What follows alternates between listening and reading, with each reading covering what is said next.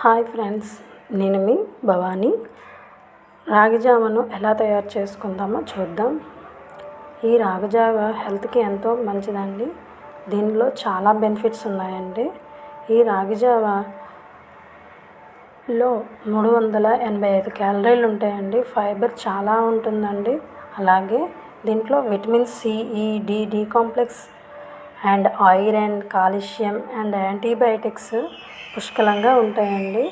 ఇది మన బ్రెయిన్కి చాలా ఉపయోగపడుతుంది.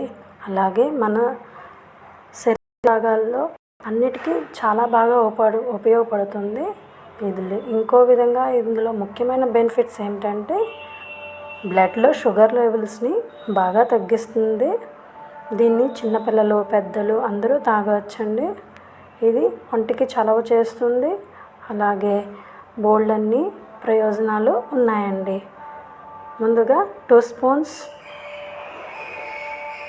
రాగి పిండి తీసుకొని కొంచెం వాటర్ కలుపుకొని పక్కన పెట్టుకొని మరుగుతున్న వాటర్లో యాడ్ చేసుకోవాలండి. ఇందులో కొంచెం సాల్ట్ కూడా యాడ్ చేసుకోవాలి.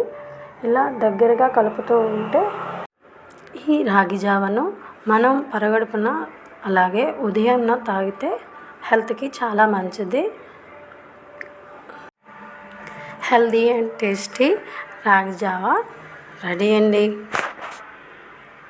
Thank you friends. ఇలాంటి మరిన్ని వీడియోస్ చూడడానికి నా ఛానల్ని సబ్స్క్రైబ్ చేసుకొని లైక్ చేసి కామెంట్ చేయండి.